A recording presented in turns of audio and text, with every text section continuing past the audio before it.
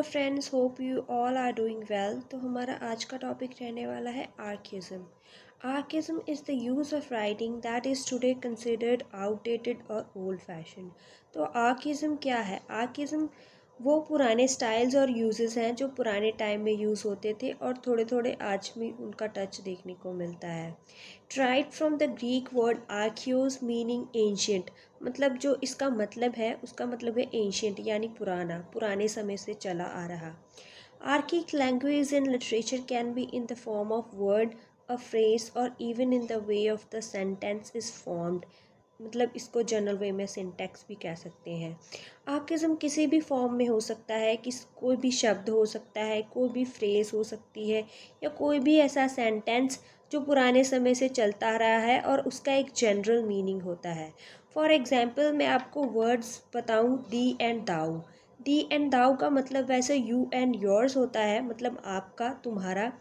इसका जो यूज़ है उसे काफ़ी सारे राइटर्स, पोइट्स अपने वर्क्स में करते हैं। अगर मैं इसकी एग्जाम्पल की बात करूँ लिटरेचर में, तो एडमंड स्पेंसर की द फेरी क्वीन, जो कि उन्होंने 1590 और 96 के बीच में लिखी थी, उसमें उन्होंने जानबूझकर आर्किज्म का यूज़ किया था ताकि वो अपने शिवेलरिक रोमांस के थीम को क्रिएट कर सके।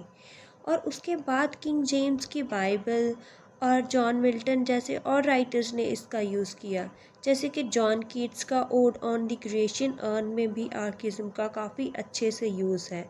और भी बहुत सारे लिटरेचर में ऐसे वर्क्स हैं जिसमें इनका यूज़ है। बात करते हैं आर्केटिपल क्रिटिसिज्म की। Archetypal criticism is a form of analysis based on the identification of the study of recurring symbolic and mythic patterns. हमारे जो वर्क्स हैं लिटरेचर में, उसमें काफ़ी सारे हमें सिम्बॉलिक और मिथिक पैटर्न्स देखने को मिलते हैं। हमें उन्हें आइडेंटिफाई करके उनके बेसिस पे हमें उसे जज करना चाहिए और उसे एनालाइज करना चाहिए।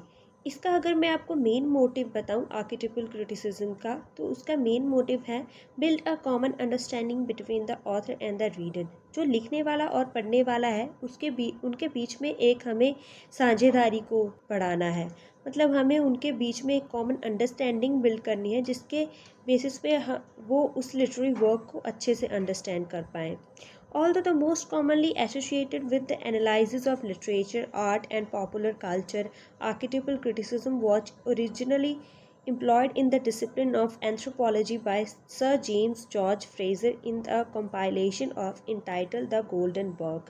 इसका जो फर्स्ट यूज़ करने वाले थे और फर्स्ट इसे कॉइन करने वाले थे वो थे सर जेम्स जॉर्ज फ्रेजर, अपने एक वर्क जिसका नाम है द गोल्डन वर्क। ये एक बहुत इंपॉर्टेंट वर्क है।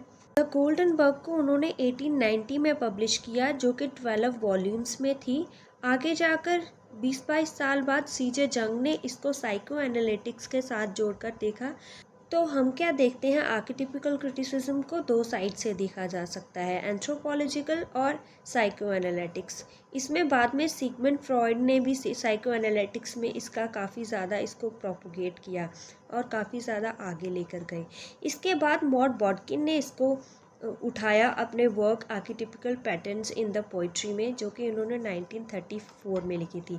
1940 और 50 में ये अपने पीक पर आ गया था, जिसमें नॉर्थप फ्राई ने अपना एक बहुत फेमस वर्क लिखा, एनाटॉमी ऑफ क्रिटिसिज्म, जिसमें उन्होंने 4 सीजन्स को अपने अलग अलग कन्वीनियंस के हिसाब से उतारा है। कॉमेडी को उन्होंने स्प्रिंग में उतारा है और समर को उन्होंने रोमांस के साथ सिंबलाइज किया है और ऑटम को ट्रेजेडी के साथ और विंटर को सटायर के साथ प्रोपोगेट किया है। तो ये था हमारा आज का टॉपिक, आर्किज्म और archetypal criticism. If you like my video, hit the like button and subscribe my channel. Thank you.